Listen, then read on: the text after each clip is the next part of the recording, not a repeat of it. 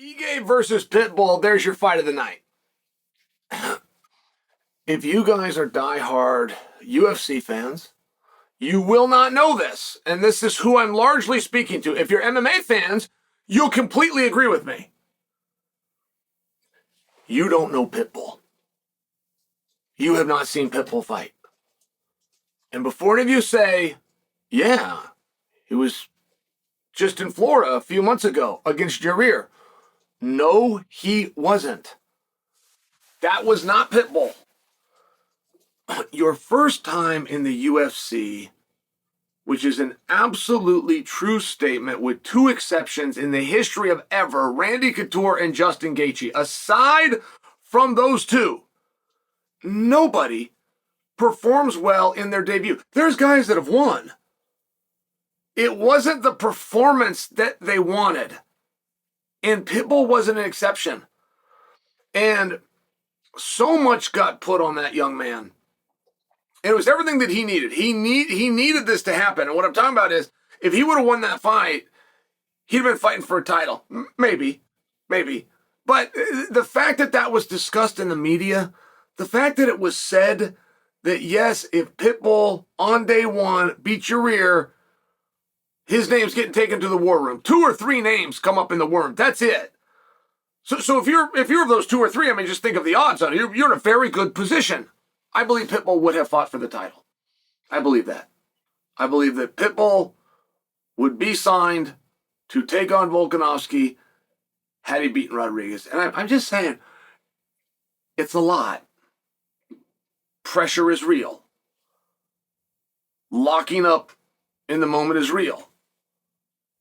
Trying to take things in, get used to your surroundings, and parting ways with your skill set in the locker room, leaving those skills in the locker room, it's real.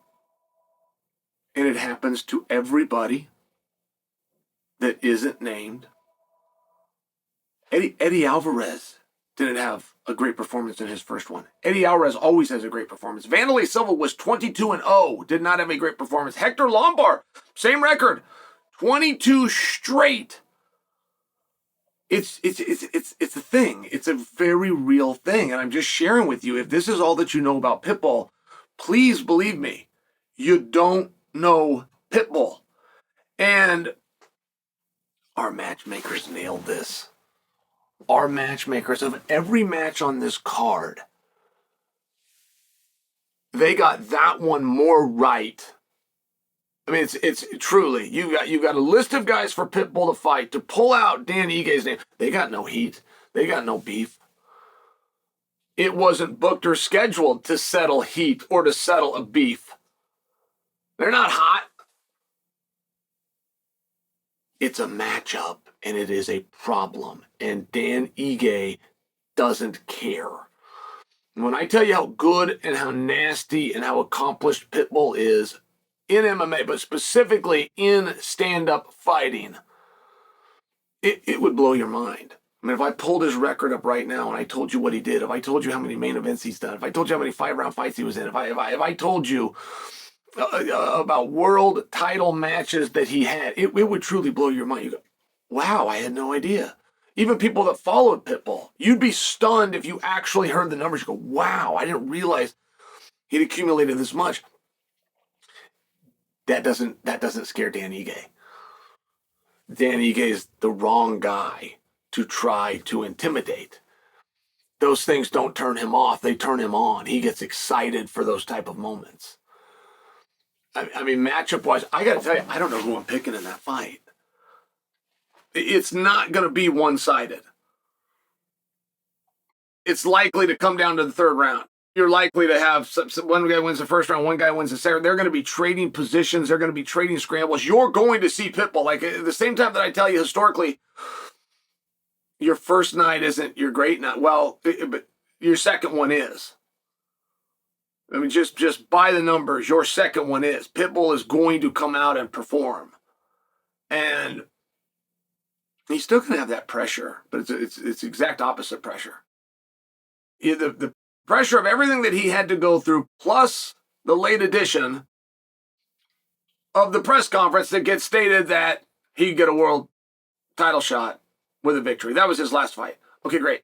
This won't be stated, but it doesn't change the situation. If Pitbull does not win here, he may not return to television.